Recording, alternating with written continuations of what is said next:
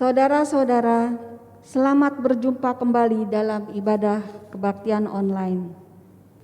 Tema ibadah kita pada minggu ini adalah keluarga sehati. Dilayankan oleh Pendeta Andi Gunawan, Sekum BPMK GKI Klasis Priangan. Majelis Jemaat mengucapkan terima kasih kepada semua unsur yang melayani. Tuhan memberkati pelayanan saudara semua. Pencalonan penatua. Pada akhir tahun pelayanan 2020 sampai dengan Maret 2021, sebanyak 13 orang penatua akan mengakhiri masa pelayanannya. Oleh karena itu, untuk melengkapi formasi pelayanan Majelis Jemaat GKI Samanhudi, diharapkan partisipasi dari umat untuk mengajukan nama calon penatua dengan mengisi formulir pengajuan calon penatua GKI Samanhudi langsung melalui Google Form. Pencalonan penatua mulai dilaksanakan dari tanggal 27 September 2020 sampai dengan 12 Oktober 2020. Untuk lengkapnya, umat dapat membaca melalui Warta Jemaat. Majelis Jemaat akan mengadakan perbaikan atap gedung Gereja Jalan Kelinci 34 karena ada bagian atap yang roboh. Bagi umat yang tergerak untuk membantu biaya perbaikan atap tersebut, dapat menyalurkannya melalui rekening pembangunan Samanhudi melalui Bank BCA nomor 001 303 6761. GKI Jabar dengan menambahkan angka 34 pada nominal terakhir dari persembahan yang diberikan. Sebagai contoh, Anda mau memberi 1 juta, berarti Anda akan transfernya 1.034. Untuk info lebih lanjut, umat dapat membacanya dalam Warta Jemaat bagian sarana penunjang. Demikian warta lisan. Umat Tuhan, marilah kita menundukkan hati dan pikiran kita untuk memasuki ibadah.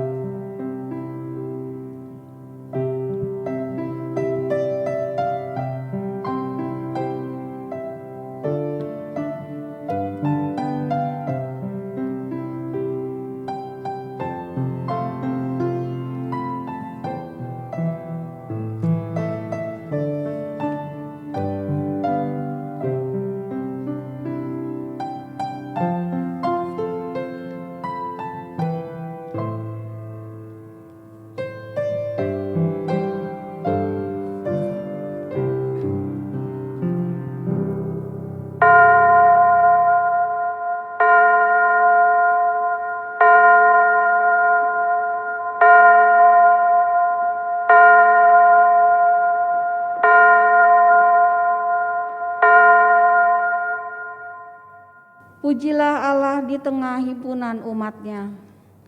Pujilah Tuhan, hai semua keturunan Yakub. Berilah kepada Tuhan kemuliaan nama-Nya. Sujudlah kepada Tuhan dengan menghiaskan kekudusan. Pujilah Tuhan, hai jiwaku. Pujilah nama-Nya yang kudus, hai segenap batinku. Pujilah Tuhan, hai jiwaku. Dan janganlah lupakan segala kebaikan-Nya. Saudara-saudara, kita awali ibadah ini dengan bersama-sama menyanyikan Marilah Memuji.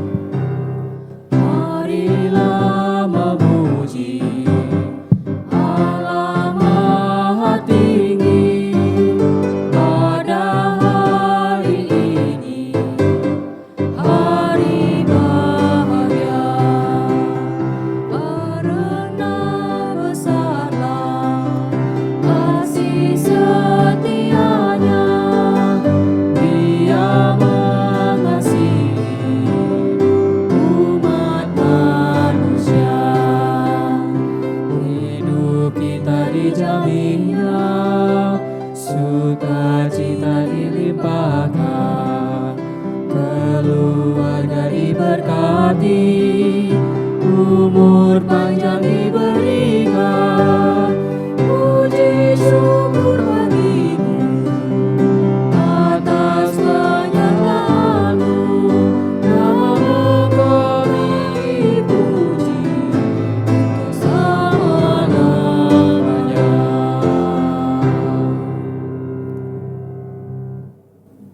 pertolongan kita adalah dalam nama Tuhan yang menjadikan langit dan bumi.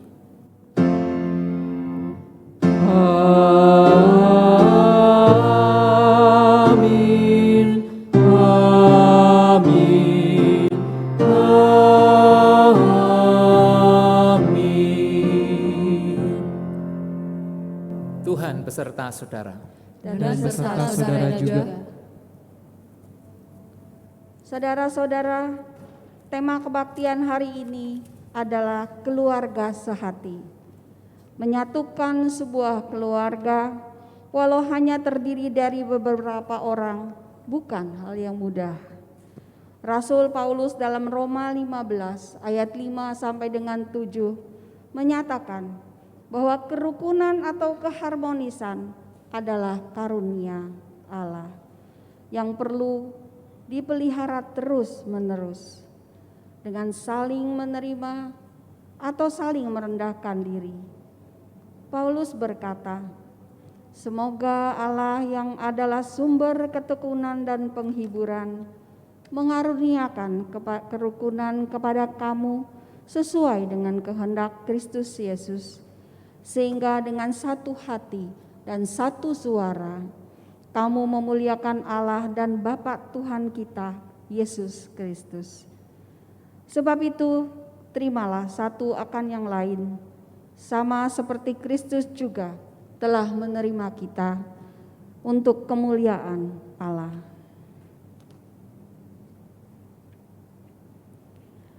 Apakah suasana saling menerima, saling merendahkan hati ada dalam keluarga kita masing-masing? Marilah kita memeriksa diri, kita datang kepada Tuhan, seraya mengakui dosa-dosa kita.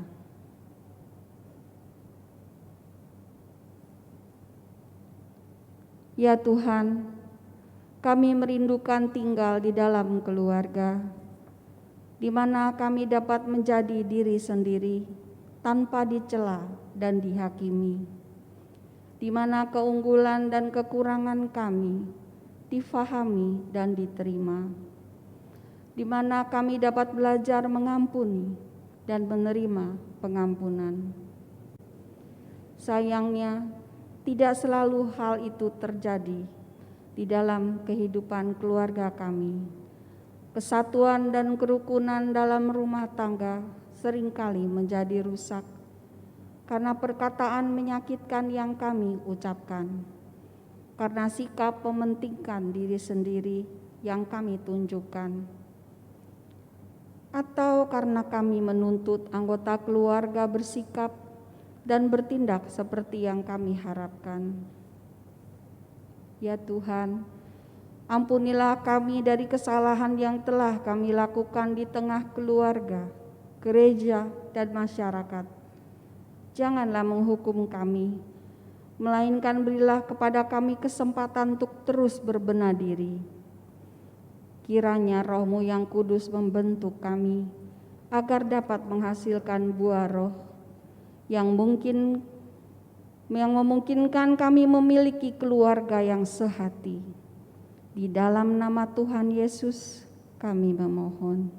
Amin.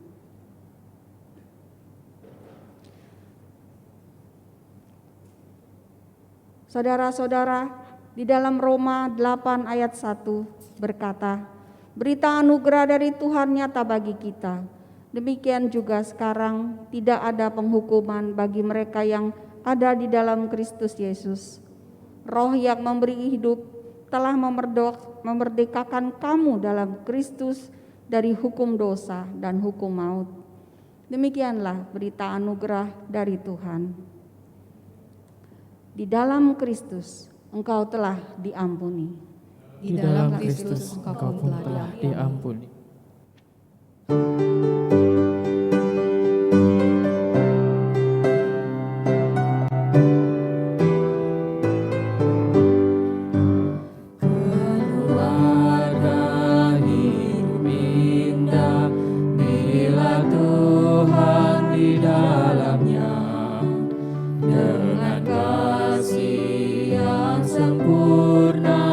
Tuhan pimpin langkahnya.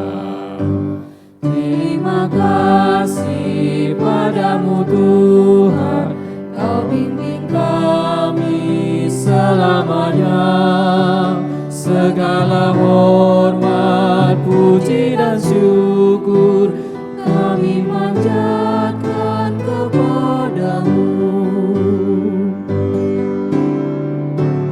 Di dunia banyak jalan, jalan mana yang ditempuh?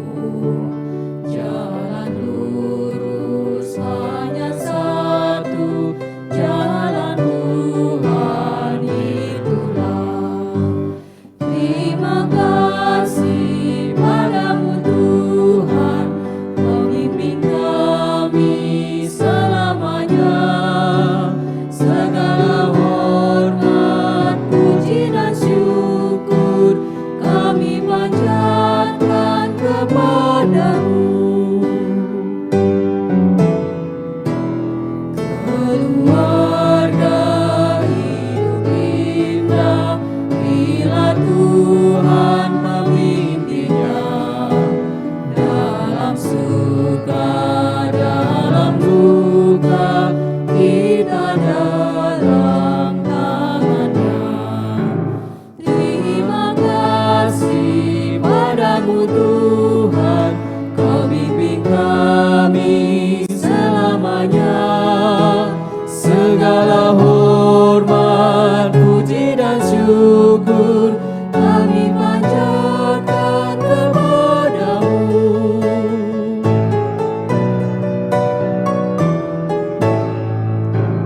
Ya Roh Kudus, pimpin kami agar selalu bersamamu. Ajar kami, tolong kami mewujudkan kasih-Mu. Terima kasih padamu Tuhan, Kau bimbing kami selamanya. Segala hormat, puji dan syukur kami panjatkan kepadamu.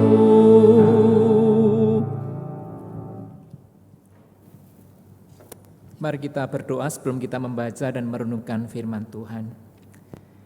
Terima kasih Tuhan, Engkau masih mempercayakan satu hari lagi kehidupan buat kami, untuk boleh kami nikmati di dalam sukacita dan bersama dengan keluarga kami. Pada hari ini Tuhan, kami akan merenungkan satu bagian firman-Mu. Kiranya ini boleh memperkaya kami, mendorong kami, menginspirasi kami, agar kami boleh terus berbuah, boleh terus menjadi berkat, khususnya buat anggota keluarga kami sendiri. Koreksilah kami Tuhan, ajari kami, baik kami yang berbicara maupun kami mendengarkan. Kami semua sama-sama adalah murid-Mu yang mau belajar dari firman-Mu untuk kami lakukan di dalam kehidupan sehari-hari. Berbicaralah buat kami semuanya Tuhan, kami siap untuk mendengarkan. Di dalam nama Tuhan Yesus kami berdoa. Amin. Bacaan pertama menurut Yesaya pasal 25 ayat 1 sampai dengan 9. Ya Tuhan, Engkaulah Allahku. Aku mau meninggikan Engkau, mau menyanyikan syukur bagi nama-Mu. Sebab dengan kesetiaan yang teguh, Engkau telah melaksanakan rancangan-Mu yang ajaib, yang telah ada sejak dahulu. Sebab Engkau telah membuat kota itu menjadi timbunan batu, dan kota yang berkubu itu menjadi reruntuhan. Puri orang luar tidak lagi menjadi kota, dan tidak dibangunkan lagi untuk selama-lamanya. Oleh karena itu, suatu bangsa yang kuat akan memuliakan Engkau. Kota bangsa-bangsa yang gagah akan takut kepadamu. Sebab Engkau menjadi tempat pengungsian bagi orang lemah, tempat pengungsian bagi orang miskin dalam kesesakannya. Perlindungan terhadap angin ribut, naungan terhadap panas terik, Sebab amarah orang-orang yang gagah sombong itu seperti angin ribut di musim dingin, seperti panas terik di tempat kering, kegaduhan orang-orang luar kau diamkan. Seperti panas terik ditiadakan oleh naungan awan, demikianlah nyanyian orang-orang yang gagah sombong ditiadakan. Tuhan semesta alam akan menyediakan di Gunung Sion ini bagi segala bangsa-bangsa suatu perjamuan dengan masakan yang bergemuk, suatu perjamuan dengan anggur yang tua benar, masakan yang bergemuk dan bersumsum, anggur yang tua yang disaring endapannya. Dan di atas gunung ini Tuhan akan mengoyakkan kain perkabungannya yang diselubungkan kepada segala suku bangsa dan tudung yang ditudungkan kepada segala bangsa-bangsa. Ia akan meniadakan maut untuk seterusnya, dan Tuhan Allah akan menghapus air mata daripada segala muka, dan aib umatnya akan dijauhkannya dari seluruh bumi. Sebab Tuhan telah mengatakannya. Pada waktu itu orang akan berkata, sesungguhnya inilah Allah kita yang kita nanti-nantikan, supaya kita diselamatkan. Inilah Tuhan yang kita nanti-nantikan. Marilah kita bersorak-sorak dan bersuka cita oleh karena keselamatan yang Dia diadakannya. Demikianlah sabda Tuhan. Syukur kepada Allah.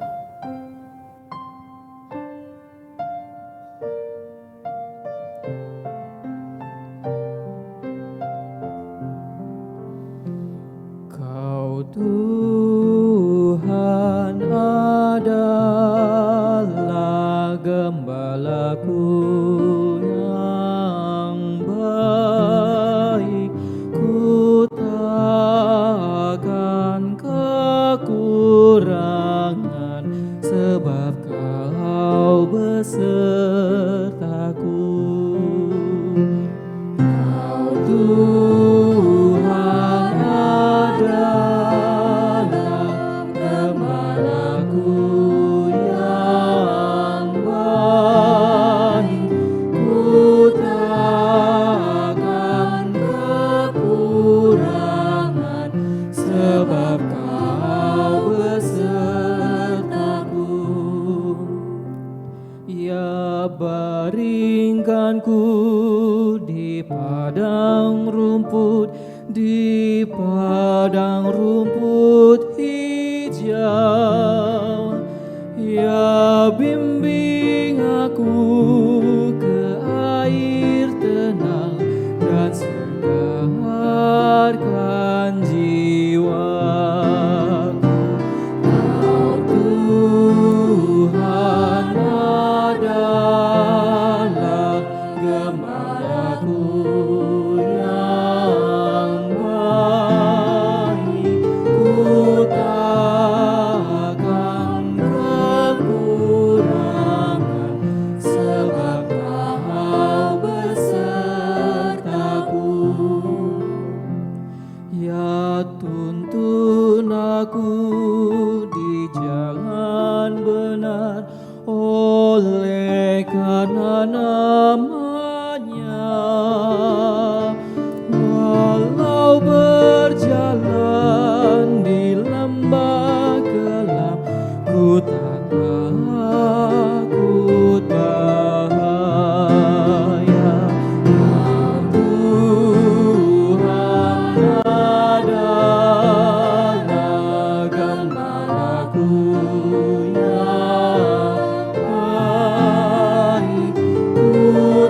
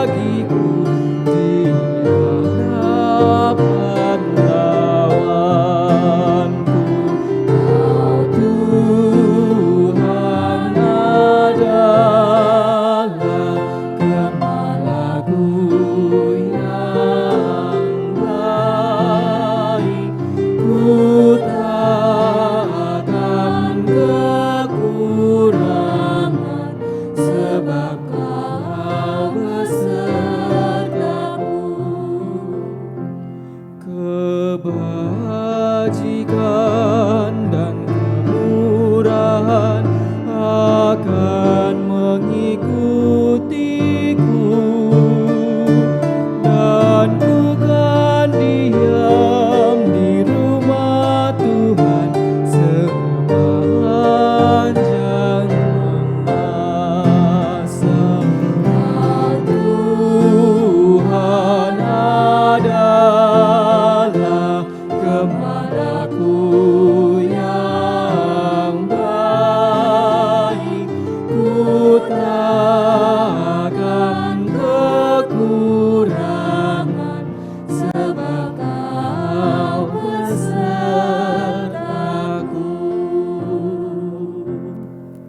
Bacaan kedua menurut Filipi pasal 4 ayat 1 sampai dengan 9.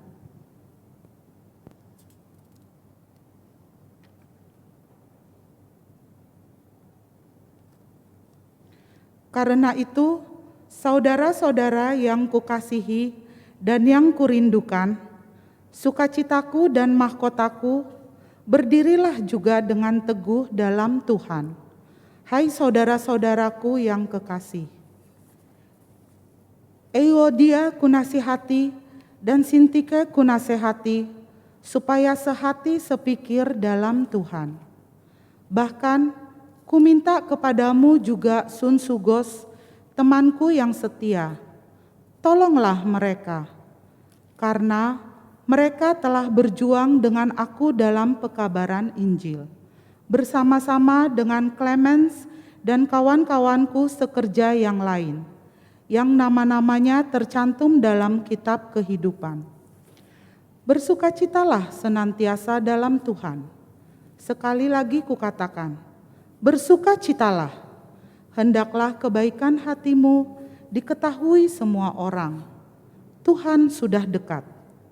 Janganlah hendaknya kamu khawatir tentang apapun juga, tetapi nyatakanlah dalam segala hal keinginanmu kepada Allah dalam doa dan permohonan dengan ucapan syukur. Damai sejahtera Allah yang melampaui segala akal akan memelihara hati dan pikiranmu dalam Kristus Yesus.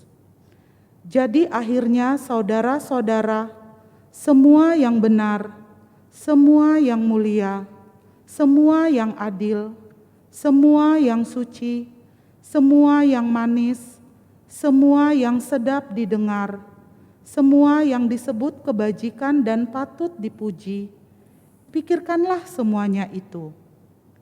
Dan apa yang telah kamu pelajari, dan apa yang telah kamu terima, dan apa yang telah kamu dengar, dan apa yang telah kamu lihat padaku, lakukanlah itu.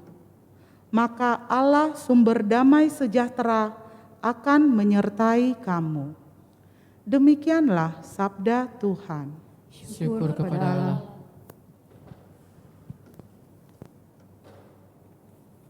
Bacaan Injil diambil dari Injil Matius pasal 22 ayat 1 sampai 14 demikian. Lalu Yesus berbicara pula dalam perumpamaan kepada mereka, hal kerajaan surga seumpama seorang raja yang mengadakan perjamuan kawin untuk anaknya. Ia menyuruh hamba-hambanya memanggil orang-orang yang telah diundang ke dalam perjamuan kawin itu, tetapi orang-orang itu tidak mau datang. Ia menyuruh pula hamba-hamba lain, pesannya, katakanlah kepada orang-orang yang diundang itu, sesungguhnya hidangan telah kusediakan, lembu-lembu jantan dan ternak piaraanku telah disembelih, semuanya telah tersedia, datanglah ke perjamuan kawin ini. Tetapi orang-orang yang diundang itu tidak mengindahkannya. Ada yang pergi ke ladangnya, ada yang pergi mengurus usahanya, dan yang lain menangkap hamba-hambanya itu dan menyiksanya dan membunuhnya. Maka murkalah raja itu lalu menyuruh pasukannya ke sana untuk membinasakan pembunuh-pembunuh itu dan membakar kota mereka.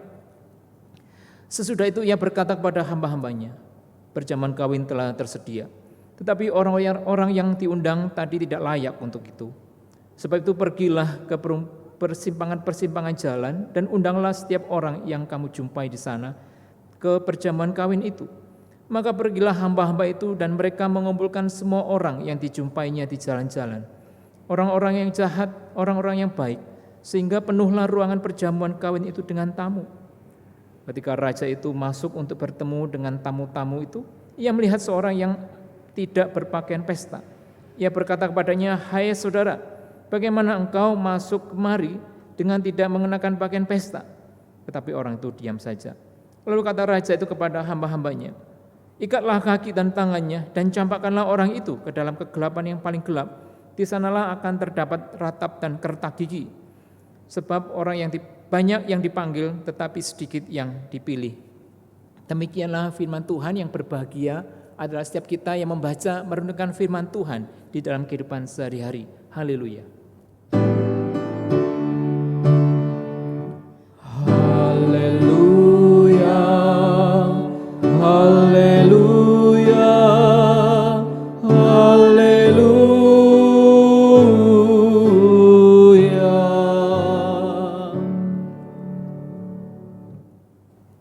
Salam sejahtera bagi saudara semua, baik yang hari ini datang merekam maupun saudara yang menyaksikan secara online.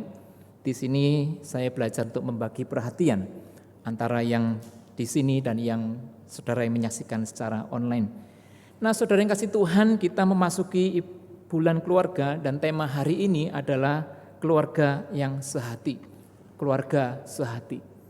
Nah, saudaraku, ada sebuah buku yang menarik ditulis oleh seorang bernama Simon Sinek. Simon Sinek, dia menulis sebuah buku dengan judul Leaders Eat Last. Leaders Eat Last, yang artinya para pemimpin makan terakhir. Rupanya dia mengamati ada satu pasukan tentara Amerika Serikat, di mana mereka itu punya satu kebiasaan bahwa prajurit itu makan pertama, kemudian dilanjutkan orang-orang yang berjabatan lebih tinggi. Nah, saudara, ini menarik sekali. Kenapa menarik? Ini sangat bertentangan dengan budaya kita atau kebiasaan kita. Saudara, silakan saja ambil contoh, kalau Bapak Ibu mengundang hamba Tuhan, pendeta untuk makan, coba siapa yang pertama makan? Pasti pendetanya kan, disorongin ya, Pak Pendeta makan dulu, kalau Pak Pendeta belum makan belum sah. Ya. Padahal kalau yang keracunan dulu pendetanya. Ya. Bercanda, saudara. Nah, jadi saudaraku, kita punya budaya orang yang dianggap tertinggi adalah yang pertama dilayani. Tetapi Simon Sinek ini mengajarkan yang sebaliknya. Nah, saudaraku yang kasih Tuhan, fokus dari pemikiran Simon Sinek ini bukan pada para anggota tidak respect, tidak menghormati pemimpinnya, tetapi dia lebih fokus pada attitude, ya, attitude, perilaku dari sang pemimpin. Pertama-tama dia mengatakan para pemimpin atau sang pemimpin itu mesti menyediakan rasa aman, rasa perlindungan kepada anggota-anggotanya, sehingga mereka merasa aman. Nah, kalau anak buahnya rasa aman, saudara, maka anak buahnya ini happy dan dia bisa mengerjakan tugasnya dengan fokus. Ya. Pemimpinnya, anak buahnya tidak perlu berpikir misalnya, wah kapan saya dapat makan, atau bagaimana istri dan anak saya nggak dapat makan, nggak bisa sekolah anak-anak saya. Nah, seperti itu kira-kira. Jadi dengan membuat anak buahnya merasa terpuaskan, terlayani dengan baik, maka anak buahnya ini pun akan melayani sang pemimpin dengan baik. Nah, saudaraku, menarik sekali bukan? Walaupun ini kelihatannya bertentangan dengan kebiasaan kita, saudara, tetapi sebenarnya ini adalah nilai yang alkitabiah, nilai yang baik, yang harusnya kita teladani. Prinsip dari kepemimpinan, khususnya kita Kristen, prinsip adalah pemimpin melayani orang-orang yang dipimpinnya, bukan anggotanya melayani orang-orang yang sang pemimpin. Ini sebuah prinsip yang terbalik. Sehingga apa, saudaraku? Sehingga mereka akan melayani pemimpinnya dengan sukacita dan dengan senang hati. Kadang-kadang malah mereka bisa melakukan sebuah pekerjaan atau tugas melebihi ekspektasi dari sang pemimpin. Kenapa? Karena mereka terlayani dengan baik. Nah, saudara kasih Tuhan, keluarga tidak lain pun adalah sebuah tim, ya, di mana para anggotanya adalah ada orang tua, suami istri, ada anak-anak, ada menantu, mertua, ada kakek, cucu, ponakan, sepupu, dan semuanya, ya, tumpek blek jadi satu di dalam sebuah rumah atau apartemen. Nah, saudaraku, untuk menjadikan keluarga sebagai tempat yang damai dan penuh sukacita, ini enggak gampang, saudara. Enggak gampang, ngomongnya gampang, saya khotbah gampang, saudara mau khotbah juga semua bisa. Ya, tetapi melakukannya ini lain cerita. Mengapa? Sebab pada dasarnya saudara dan saya ini adalah orang-orang yang masing-masing punya egoisme, rasa ego yang sangat tinggi. Coba saudara lihat, kalau saudara lihat foto bersama, foto siapa yang pernah dilihat? Pasti bukan tembok kan? Bukan ya, pasti bukan orang lain. Biasanya foto kita sendiri. Yang kita merasa gelisah kalau nggak ada orang yang memberikan perhatian pada kita. Coba saudara lihat juga kalau rapat majelis. Kalau kepentingan kita yang diperjuangkan, kita ngomongnya kenceng banget, ya. Kita langsung perhatian sekali. Kalau urusan orang lain nggak ada kait-mengait dengan kita kemudian cuek, nggak mau tahu. Yaitu urusan orang lain. Ya bukan berarti semua mesti kita komentari, ya. Nanti rapatnya jadi panjang, ya. Apalagi zaman online kita mesti efisien. Tetapi bukan berarti tidak peduli.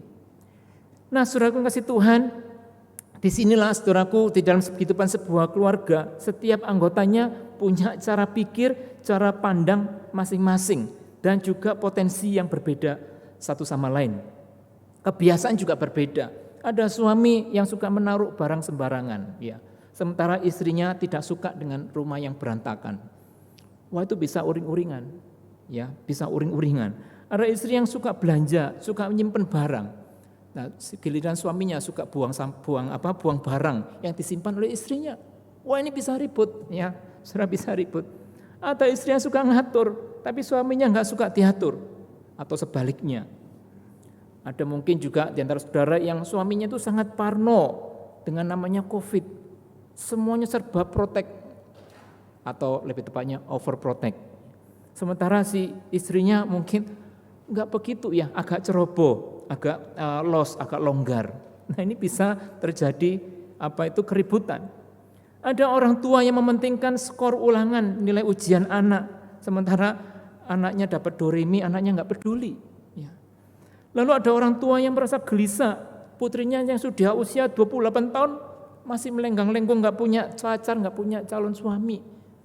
Tapi si istrinya ini si putrinya ini tenang-tenang aja. Orang tuanya kayaknya udah kayak gimana gitu, udah kayak cacing kepanasan, ya, sudah gelisah.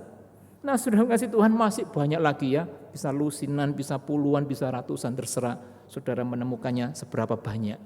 Intinya adalah banyak sekali di dalam kehidupan rumah tangga itu yang bisa membuat rumah tangga kita kehilangan sukacita, kehilangan damai sejahtera. Perbedaan-perbedaan itu walaupun mungkin tampak remeh, ya, namun seringkali dampaknya dalam kehidupan rumah tangga tidak kecil. Perbedaan kecil itu bisa membuat kita kadang-kadang kehilangan sukacita. Keluarga kita kehilangan damai. Kita uring-uringan, kesel, nggak ada sukacita, berantem. Malah kadang-kadang bisa berpisah satu sama lain. Bisa dendam juga. Nah, saudaraku, maka kunci, disinilah firman Tuhan berbicara buat kita. Kunci untuk kita bisa menikmati kehidupan keluarga yang penuh sukacita dan damai adalah satu kuncinya, sehati sepikir. Sehati sepikir. Itu yang dinasihatkan oleh Rasul Paulus kepada jemaat di Filipi, Yudea, Sintike, disuruh sehati sepikir. Nah, sehati sepikir ini apa? Ini makhluk kayak apa? Ini benda kayak gimana sih? Nah, saya akan bagikan 3. Sehati sepikir yang pertama, tidak mementingkan diri sendiri, atau dalam bahasa aslinya selfish ambition, tidak mementingkan ambisi atau kepentingan diri sendiri. Nasihat Rasul Paulus pada jemaat ini sangat jelas. Gereja atau jemaat ini, saudaraku, diajak untuk sehati sepikir dengan cara tidak mementingkan diri sendiri. Sebab ketika mereka mementingkan diri sendiri, saudaraku, maka anggota gereja ini, ya, saya kira dia atau gereja ini tidak akan dapat bertahan. Nah, saudara bayangkan jika setiap gereja, setiap ibadah kebaktian, semua orang hanya mikirin diri sendiri, ya. Semua orang mikirin kepentingan diri sendiri. Semua orang ingin diperhatikan, nggak ada yang memperhatikan. Ya. Semua orang ingin dilayani, nggak ada yang melayani. Ya, semua orang ingin orang repot kepada dia nggak mau repot pada orang lain. Nah, saudaraku, gereja macam apa seperti ini? Ya, gereja ini pasti sulit untuk bertumbuh. Nah, saudaraku, hal ini berarti kita memberikan perhatian kepada kepentingan atau kebutuhan anggota keluarga yang lain. Anggota keluarga yang lain, anggota jemaat yang lain, kita berikan perhatian. Kita memberikan ruang untuk kita kasih perhatian deh. Ini ada anggota keluarga, ada suami, istri, ada mertua, menantu yang kita mesti kasih perhatian. Ya barangkali kita, saudaraku, kita para suami misalnya kerja sepanjang hari, pinginnya pulang ke rumah itu ongkang-ongkang kaki, tinggal nyalain TV, duduk di sofa sambil seruput kopi dan makan cake gitu ya. Enak ya memang enak. Tetapi kadang-kadang kita mesti ingat ada kepentingan, kebutuhan orang lain yang mesti kita layani. Di situ nasihat Paulus menjadi sangat relevan. Kita tidak mementingkan diri sendiri. Nah, kalau setiap anggota keluarga mementingkan kepentingan diri sendiri, wah, anak enggak terlayani, suami enggak terlayani, istri enggak terlayani, mertua, menantu enggak terlayani karena sibuk dengan diri sendiri. Nah, saudara kasih Tuhan, sukacita dan damai kerap kali juga hilang saat ada salah satu anggota keluarga yang begitu bernafsu mengejar ambisi pribadinya atau keinginan dagingnya sampai mengabaikan keadaan anggota keluarga yang lainnya. Nah, kadang-kadang saudaraku, kita punya ambisi, kita punya hobi mungkin ya. Hobi ini atau ambisi ini kadang-kadang begitu menguasai pikiran kita, perasaan kita, waktu kita, sehingga anak kita minta perhatian, kita nggak perhatikan. Anak selalu identik dengan pengganggu. Di gereja kan juga begitu, anak ribut disebut apa? Pengganggu. Makanya anak dikurung, sebuah kurungan kaca ya, diisolasi supaya para pengganggu ini tidak mengganggu ibadah. Nah, saudaraku, anak sebagai pengganggu ini memang begitu banyak melekat di dalam kehidupan kita, termasuk keluarga. Nah, saudaraku yang kasih Tuhan, sedikit cerita juga, kadang-kadang anak kita tuh paling sering itu minta kita melihat. Saya sampai bicara sama istri saya seringkali kosakata yang yang banyak selain papa dan mama adalah lihat. Ya, anak itu pengen dilihat. Anak itu pengen dilihat hasil karyanya, aktivitasnya, dan apa yang dia lakukan, ingin dilihat. Tapi kita kalau orang tua lagi sibuk, lagi repot, atau saya lagi siapin khotbah, lagi puyeng, waduh mepet sekali. Wah, seringkali kita melihat anak sebagai pengganggu. Nah, sudah kasih Tuhan tentu nggak seperti ini. Kita di-remind, kita diingatkan, tidak mementingkan diri sendiri. Lalu yang kedua, saudaraku, sehati sepikir itu adalah tidak mencari pujian sendiri.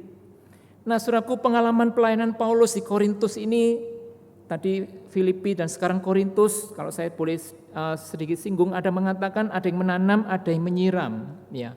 Ada yang menanam, ada yang menyiram, tetapi Tuhan yang memberi pertumbuhan.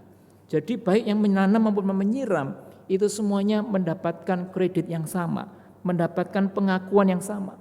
Tidak ada satu yang lebih hebat atau lebih mendapatkan pujian lebih besar daripada yang lainnya. Tetapi semuanya mendapatkannya. Nah, saudaraku yang kasih Tuhan, siapa yang tidak suka pujian? Siapa yang gak suka pengakuan? Ini dulu gerejaku, zamanku ini yang waktu aku jadi penatua yang bikin gereja ini maju. Setelah aku gak ada lagi yang lebih baik daripada aku. Ya, gereja merosotkan karena gak ada aku di sana. Nah, saudaraku, kita semua ingin mendapatkan pengakuan. Pengakuan yang adalah pujian. Kita semua suka dengan hal seperti itu. Nah, kerap kali jika ada sebuah pekerjaan, proyek yang berhasil, maka kita ingin mendapatkan pengakuan. Saya yang punya kontribusi. Tapi kalau ada yang gagal, apa yang kita lakukan? Kita nunjuk orang lain kan. Gara-gara si itu ya sih. Ya. Makanya kalau anak itu berhasil, ini anak papa. Kalau anak gagal, ini anak mama. Ya. Nah, saudara kasih Tuhan, kita seringkali begitu ya. Kita suka dengan merebut apa itu pengakuan dan pujian, kita mengalihkan kesalahan kepada orang lain. Nah, saudaraku, sukacita keluarga kerap kali hilang ketika ada salah satu anggota keluarga yang juga kita tidak sadari, kita manfaatkan untuk mendapatkan pengakuan dan pujian. Nah, saudaraku, ini sesuatu yang perlu kita waspadai. Kita itu kalau tidak peka, kita itu suka memanfaatkan anggota keluarga lain untuk mendapatkan pengakuan atau pujian. Ya. Istri yang cantik kita boyong kemana-mana, lalu kita mengatakan supaya mendapatkan pengakuan. Lalu kita pamerkan anak kita yang hebat prestasinya, pialanya dari Sabang sampai Merauke di ujung rumah sini sampai sana. Kita pamerkan, kita mesti jujur. Ya, kita mesti jujur apakah itu demi anak atau demi saya. Demi anak atau demi saya. Yang perlu kita kita mesti aware atau kita mesti sadar. Nah, saudaraku, setiap anak pun punya kelemahan-kelemahan tertentu, punya keterlambatan-keterlambatan tertentu yang kita sebagai orang dewasa kita perlu menyadari agar tidak memaksakan anak supaya menonjol semian rupa lalu kita dapat pujian. Kita masih belajar untuk menerima mereka dengan kelemahannya, kelemahan yang dia miliki. Nah, saudaraku, saya pernah menonton sebuah video yang menarik, ya, ada beberapa emak-emak yang pada pamerin anak-anaknya sekolah di Eropa, sekolah di Amerika, ya, sekolah di mana-mana. Emak-emak ini lagi minum kopi, lalu mau nelpon anaknya, sibuk, telepon anaknya sibuk, ya. Lalu emak yang satu juga telepon anaknya, saya nggak bisa bicara lagi meeting. Wah, banyak sekali alasannya, ya. Lalu ada satu emak yang sekolah anaknya biasa-biasa saja, ya, sederhana, lalu nak jemput aku, lalu anaknya datang menjemput. Ya, saudara kasih Tuhan, ini menarik sekali bagaimana ternyata prestasi dan segalanya itu tidak sebanding dengan karakter yang harusnya kita utamakan. Nah, saudaraku, tapi bukan berarti ketika kita menerima orang lain atau menerima anak kita lalu kita mengizinkan mereka seenaknya. Nah, saudaraku, saya punya perumpamaan. Saudara kalau punya anak lalu mulutnya banyak coklat, ya, anak itu kalau makan coklat kan bukan mulutnya yang makan, tapi hidungnya, matanya semua kan jadi coklat semua, ya, saudara. Nah, saudaraku, ketika kita melihat anak seperti itu, kalau kita menerima dia apa adanya, bukan berarti coklatnya nggak dibersihkan, betul? Coklatnya kan harus dibersihkan. Menerima anak apa adanya bukan berarti dia belang-belonteng seperti apa, dia acak adut seperti apa lalu kita terima. No, itu namanya kita membiarkan anak seenaknya. Menerima seadanya bukan berarti membiarkan mereka seenaknya. Ini mungkin topik yang lain yang saya nggak expose hari ini. Nah, saudaraku, yang ketiga, sehati sepikir itu menganggap yang lain lebih utama daripada dirinya sendiri. Atau dalam bahasa asingnya value others above yourself, ya, memberikan nilai lebih besar orang lain daripada dirinya sendiri, lebih utama, lebih berharga, lebih penting, lebih diprioritaskan. Nah, barangkali salah satu yang pernah saya mendengar istilahnya adalah kebahagiaanku penting, tetapi kebahagiaan pasanganku lebih penting. Nah, saudaraku, enak ngomongnya, tapi coba praktek, itu sulit, saudara. Nah, tetapi inilah yang diingatkan pada kita, seperti dalam Roma 12 ayat 10, Paulus memberikan nasihat, saling mendahului dalam memberi hormat. Ya, saling mendahului di dalam memberi hormat. Nah, seringkali kita saling mendahului dalam mencari hormat, kan, ya. Kita ingin yang pertama mendapatkan nama, dihormati. Kalau ada orang yang lupa menyebut nama saya di dalam proyek ini, pekerjaan ini, wah, cilaka, dia lupa sejarah, dia lupa kebaikan saya, dia lupa, wah, dan seterusnya. Nah, saudara kasih Tuhan, ini yang tidak perlu kita miliki, yang perlu kita menjadi peringatan buat kita. Kita mesti lebih mendahului menyebut nama atau memberi hormat atau memberikan kredit pada orang lain daripada menunggu orang lain memberikan kredit kepada kita. Fokus kita adalah bagaimana mengangkat orang lain, bukan bagaimana orang mengangkat kita. Itulah prinsip yang mesti kita pelajari, bahkan sampai kita seterusnya. Nah, kecenderungan manusia adalah keinginannya selalu dituruti. Ya. Kita punya keinginan, kita punya kepentingan, ingin selalu dituruti. Enggak usah ngomong anak-anak, kadang kita orang dewasa juga begitu. Let's be honest, mari kita jujur. Kita orang dewasa juga sama. Kita kadang-kadang punya keinginan, ingin selalu dituruti, ya, ingin selalu dilayani, ingin selalu diladeni. Nah, saudaraku yang kasih Tuhan, namun ketika kita menganggap yang lain lebih utama, bukan berarti ada pihak-pihak yang kemudian kita anggap lebih istimewa atau lebih utama. Misalnya kita punya anak tunggal atau kita punya anak favorit, itu biasanya memang menjadi target, dia menjadi yang terutama di dalam kehidupan rumah tangga. Ya, atau saya sebutnya anak mahal. Mahal itu dapatnya susah, lalu potensinya segudang, bahwa dia anak mahal atau dia anak tunggal, kita sebutnya anak mahal. Nah, ini biasanya mendapatkan curahan kasih sayang begitu besar, menganggap dia lebih utama daripada orang lain, ya, daripada mertuanya, daripada adiknya atau kakaknya, daripada sepupunya dan lain-lain. Sehingga anak ini menganggap dirinya sebagai anak istimewa, anak raja. Saya raja di rumah ini, di keluarga ini. Nah, saudaraku yang kasih Tuhan, menganggap yang lain lebih utama bukanlah seperti itu. Tetapi justru kita memberikan yang lain sama rata, diperlakukan sama adilnya. Jangan gara-gara kakak lalu disuruh mengalah. Ini namanya enggak fair. Itu menciderai. Tetapi yang lain termasuk kakaknya, adiknya, kakeknya, kakungnya, cucunya dan semuanya mendapatkan pelayanan, mendapatkan porsi yang sama di dalam mereka mendapatkan perhatian dan penghargaan. Nah, saudaraku, jadi mari kita sehati sepikir ini dengan cara menganggap yang lain lebih utama. Mari kita namanya sebuah pengosongan diri, sebuah tindakan yang saya sebut dengan selfless atau peniadaan diri atau pengosongan diri. Yang saya ambil kesimpulan adalah kunci dari keluarga yang sehati sepikir adalah selfless, yaitu kita meniadakan diri, kita menenggelamkan diri.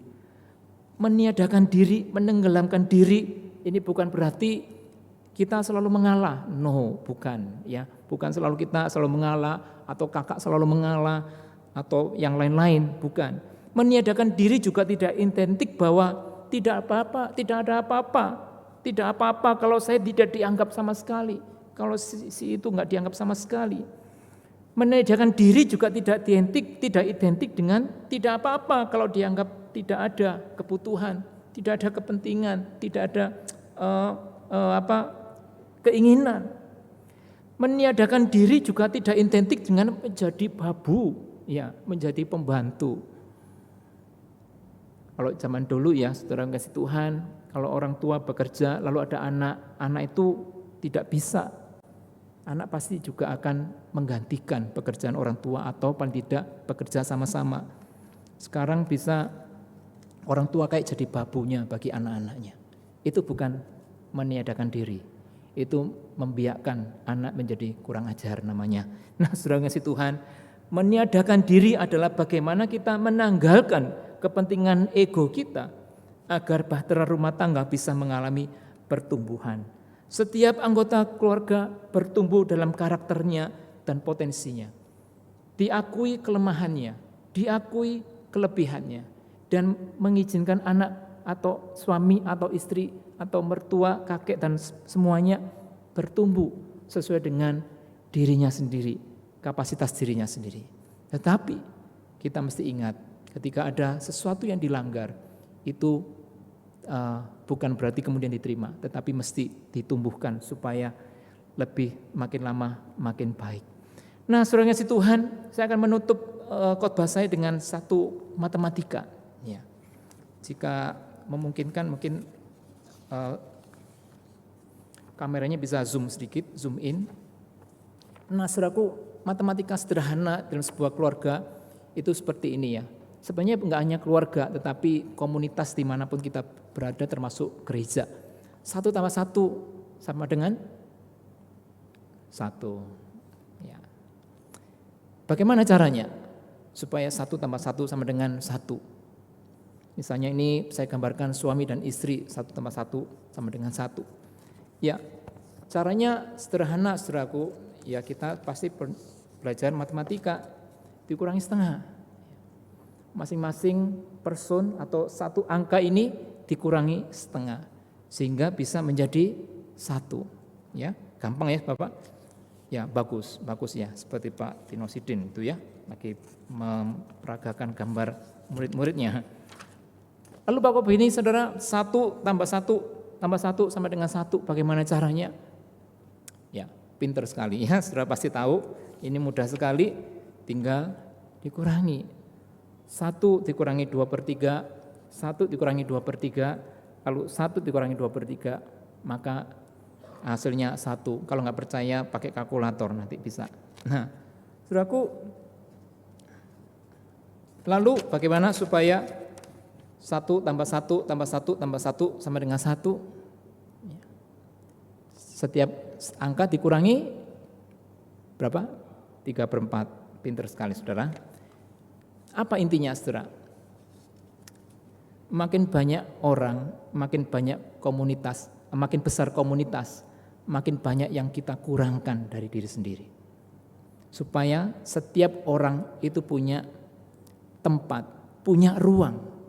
Dari situlah kemudian sebuah komunitas atau keluarga itu merasa dianggap, merasa punya posisi, merasa punya tempat di hati anggota keluarga yang lain.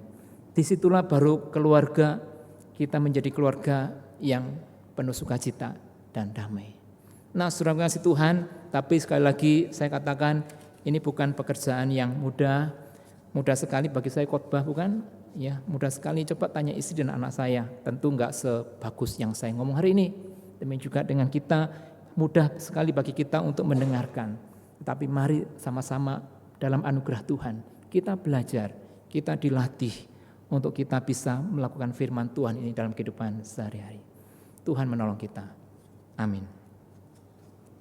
Kita masuk dalam saat ini.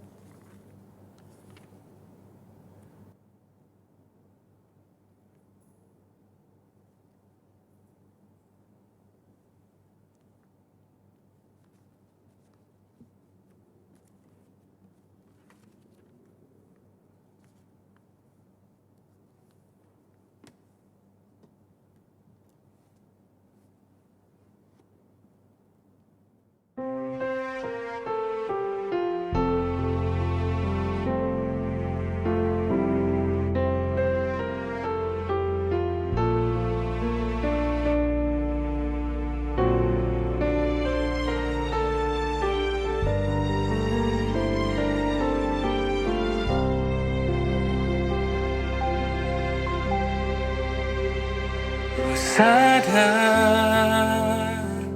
tak semua dapat aku miliki di dalam hidupku, hatiku percaya rancanganmu bagiku adalah yang terbaik. Walau ku tak dapat melihat semua rencana-Mu, Tuhan, namun hatiku tetap menang padamu. Kau tuntun langkahku. Walau ku tak dapat melihat atas kenyataan hidup,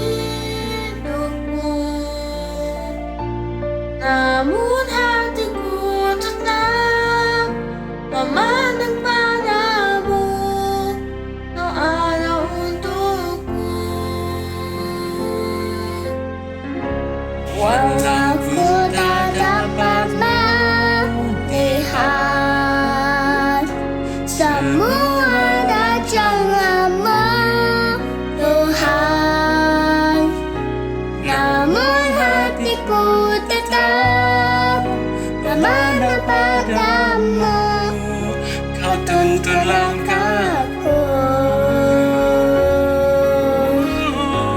Walau ku tak dapat berharap atas kenyataan hidupku, namun hatiku tetap memandang padamu. Kau ada untukku.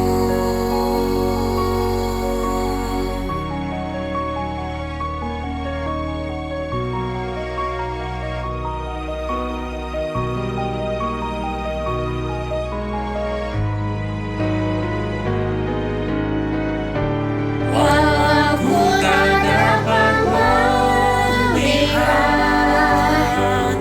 semua rencanamu, Tuhan, namun hatiku tetap memandang padamu. Kau tuntun langkahku. Walau ku tak dapat berharap atas kenyataan hidupku, namun hatiku tetap memandang padamu. Kau ada untukku. Namun hatiku tetap memandang padamu. Kau ada untukku.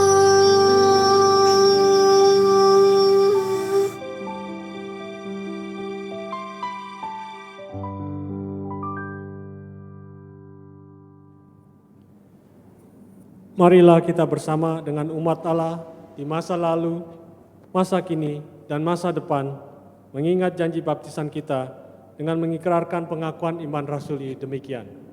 Aku percaya kepada Allah, Bapa yang Maha Kuasa, Khalik langit dan bumi, dan kepada Yesus Kristus, Anak yang tunggal Tuhan kita, yang dikandung daripada Roh Kudus, lahir dari anak darah Maria, yang menderita sengsara di bawah pemerintahan Pontius Pilatus, disalibkan, mati dan kuburkan, turun dalam kerajaan maut.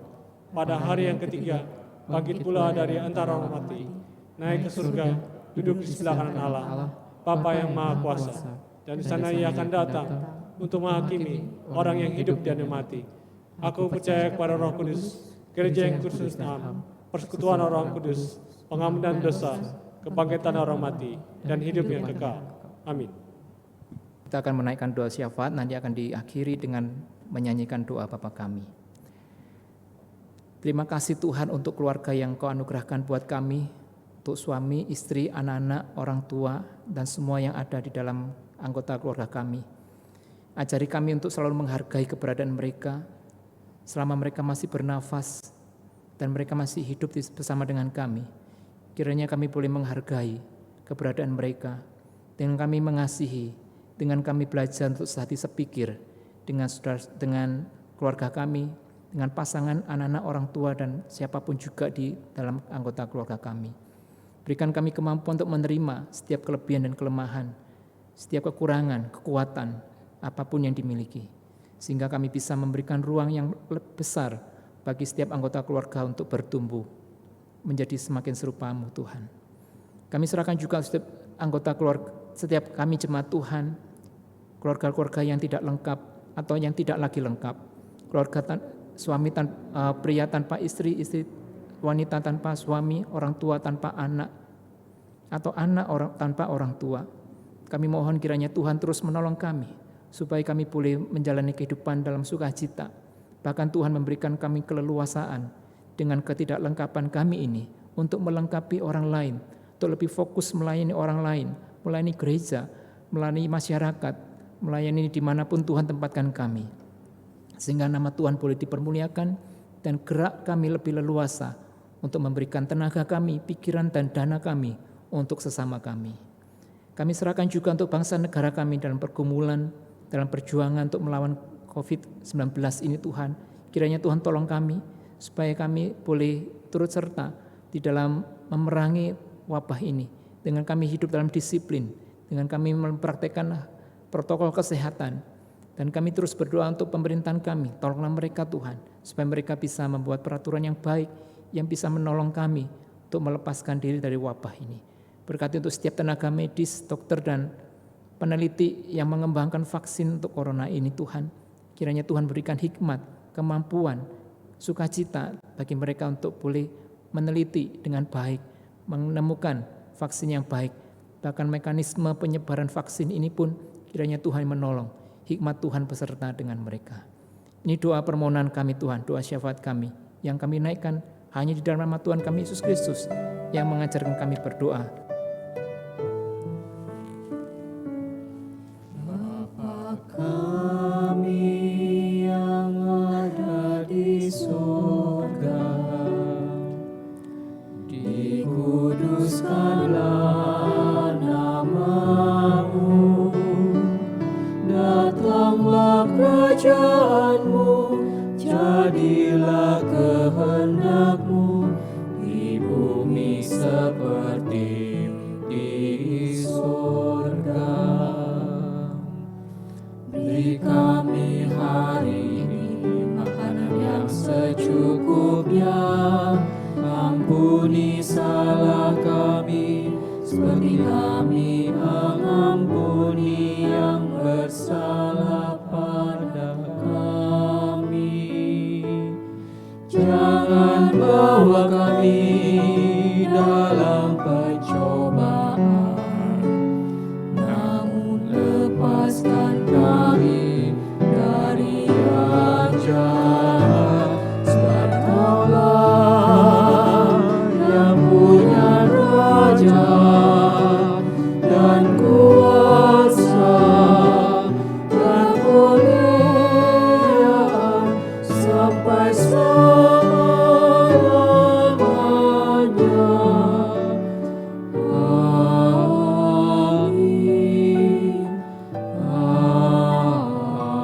Amin.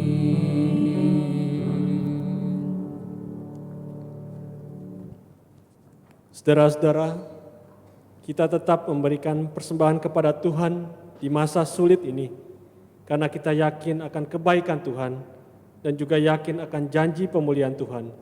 Di dalam Yeremia 33 ayat yang 11 tertulis, akan terdengar lagi suara kegirangan dan suara sukacita, suara pengantin laki-laki dan suara pengantin perempuan, suara orang-orang yang mengatakan, bersyukurlah kepada Tuhan semesta alam, sebab Tuhan itu baik, bawasannya untuk selama-lamanya kasih setianya, sambil mempersembahkan korban syukur di rumah Tuhan. Sebab aku akan memulihkan keadaan negeri ini seperti dahulu, firman Tuhan.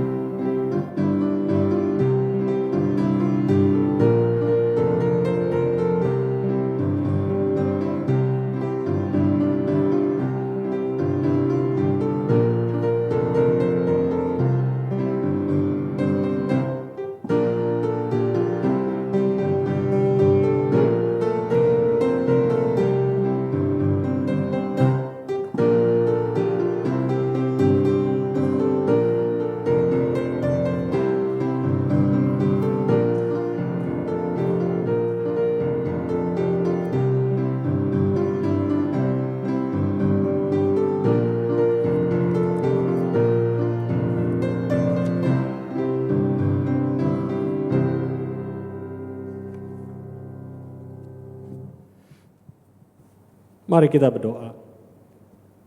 Allah Bapa yang di surga, kami sungguh bersyukur ya Tuhan, kami boleh mendengarkan kembali kebenaran firman-Mu, dan biarlah firman-Mu terus boleh tertanam, khususnya ketika kami hidup berkeluarga bersama-sama di rumah kami, dan juga di mana-mana kami tempat boleh berada.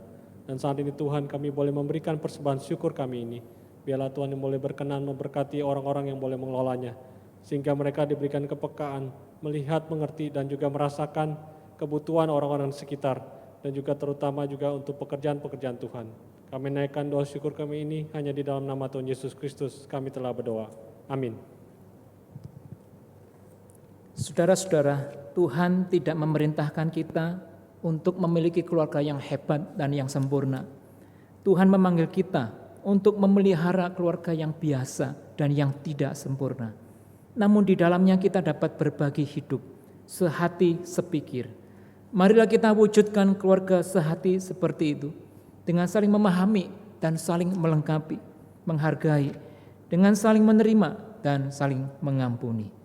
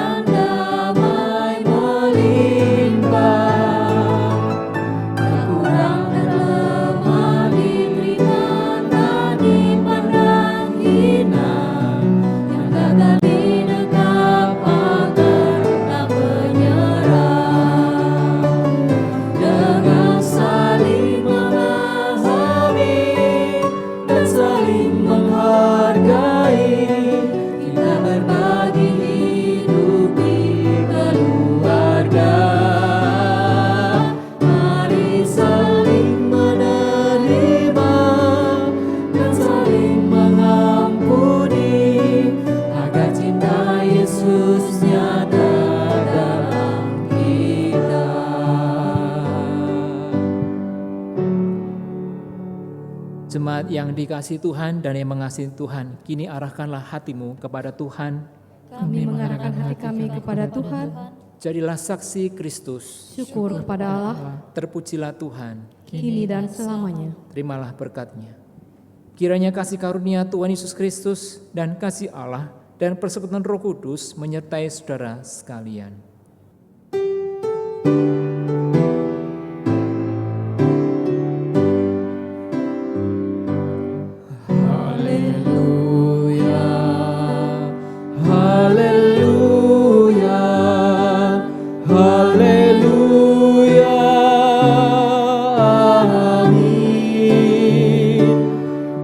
Setiap kata dan karyaku